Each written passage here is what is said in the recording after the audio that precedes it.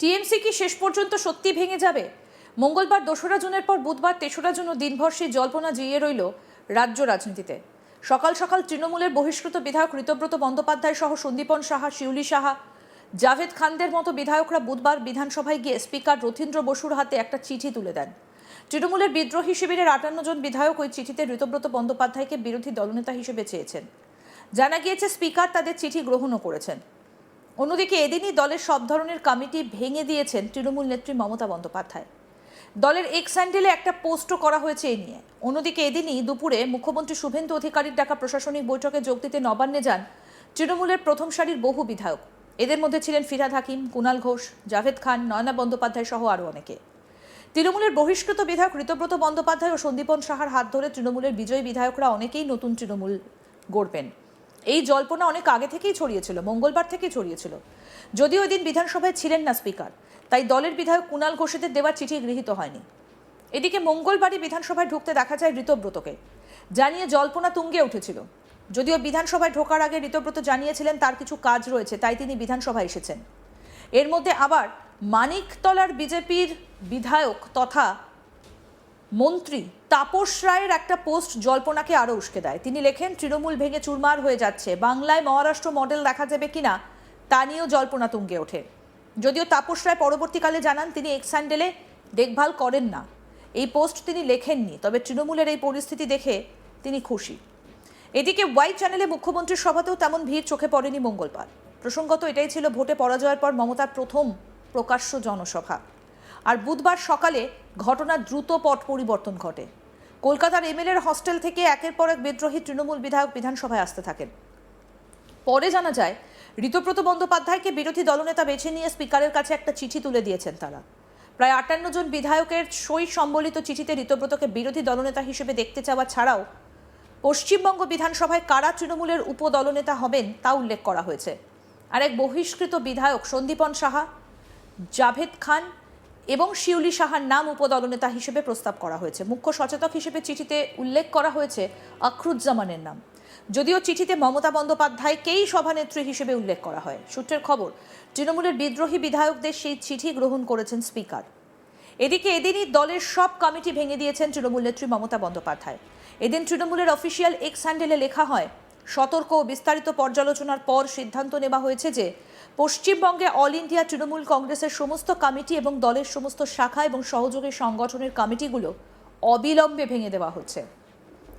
দল আগামী দিনে সংগঠনের প্রতিটা স্তরে একটা বিস্তৃত আত্মসমালোচনা, কর্মদক্ষতার মূল্যায়ন এবং সাংগঠনিক পর্যালোচনার প্রক্রিয়া চালাবে। এই মূল্যায়নের ভিত্তিতে মূল দল এবং সমস্ত শাখা সংগঠনের সাংগঠনিক কাঠামো পুনর্গঠন করা হবে এবং যথাসময়ে নতুন কমিটি ঘোষণা করা হবে। দল তার সাংগঠনিক শক্তিকে আরও মজবুত করতে এবং ভবিষ্যতের চ্যালেঞ্জ মোকাবিলার জন্য নতুন উদ্যম ও লক্ষ্য নিয়ে নিজেদের প্রস্তুত করতে প্রতিশ্রুতিবদ্ধ।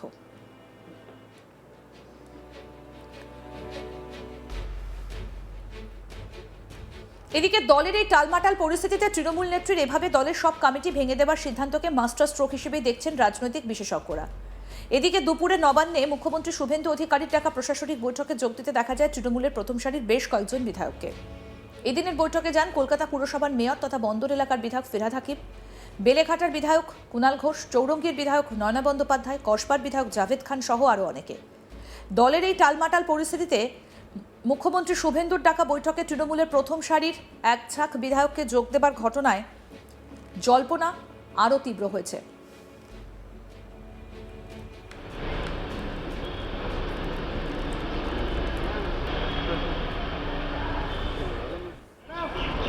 ইন্দ্রজিৎ কুণ্ডু কি প্রতিবেদন তুলে ধরেছেন, এডিটর শুনবো। আমরা যেই ছবিটা দেখলাম সেটা কি কাকতালীয় আমরা জানি না, সেটা খুবই উল্লেখযোগ্য এই কারণেই, কারণ 3টে জেলার মিটিং এই মুহূর্তে চলছে, দক্ষিণ 24 পরগনা, কলকাতা আর হাওড়া।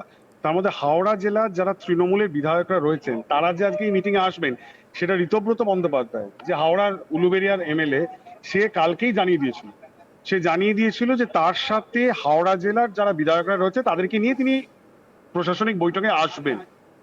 সেটাতে কোনো সারপ্রাইজ নেই। সারপ্রাইজ হলো যে গতকাল মমতা বন্দ্যোপাধ্যায়ের সাথে যারা ছিলেন, সেই কুণাল ঘোষ, সেই নয়না বন্দ্যোপাধ্যায়, সেই অশোক দেব, তারা আজকে কিন্তু হঠাৎ করে দেখা গেল তারা এখানে এসে পৌঁছেছেন। এবং সবচেয়ে তাৎপর্যপূর্ণ হলো কলকাতার মেয়র, ফিরহাদ হাকিম ববিদা তিনিও গতকালকে মমতা বন্দ্যোপাধ্যায়ের পাশে ছিলেন, তিনিও চলে আসলেন। দেখো, টেকনিক্যালি বলা যেতে পারে তারা অ্যাডমিনিস্ট্রেটিভ মিটিং এ এসেছেন।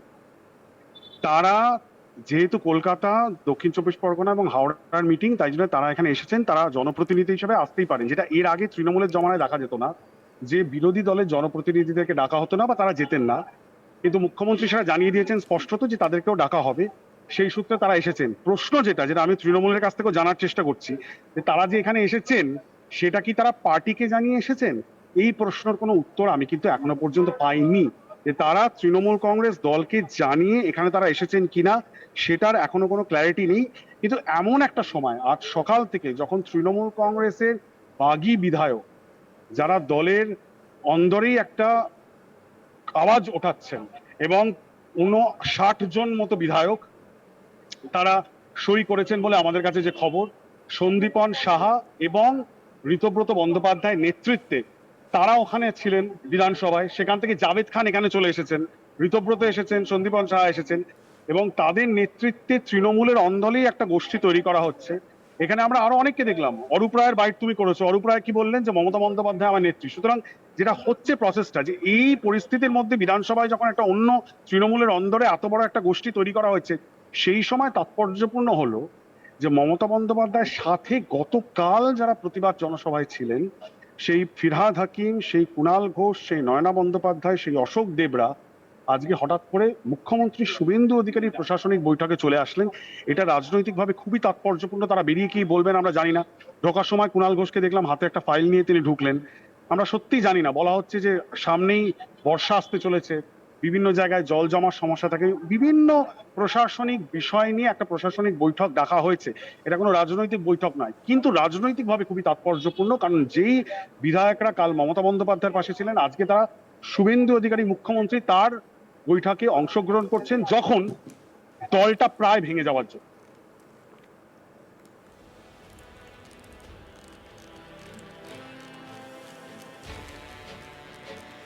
ইতিমধ্যেই বিধানসভায় প্রায় 60 জন বিধায়কের সই সম্মিলিত সেই চিঠি তুলে দেওয়া হয়েছে। ঋতব্রতকে নতুন দলনেতা নির্বাচিত করা হয়েছে এবং এক এক করে তারপরই বিধানসভায় যখন পৌঁছে যান তৃণমূলের বিদ্রোহী বিধায়করা, তারপরই দেখা যায় এই ছবি। তবে ইতিমধ্যেই যে আপডেট উঠে আসছে যে মমতা বন্দ্যোপাধ্যায় এবার সমস্ত যে সংগঠনগুলো, সেই সংগঠনগুলো এবার ভেঙে দিয়েছেন তৃণমূল সুপ্রিমো মমতা বন্দ্যোপাধ্যায়, যেটা সবথেকে বড় মাস্টার স্ট্রোক হিসেবেই দেখছেন রাজনৈতিক বিশ্লেষকরা। আরও আপডেট পেতে দেখতে থাকুন আজ তাক বাংলা, সাবস্ক্রাইব করুন।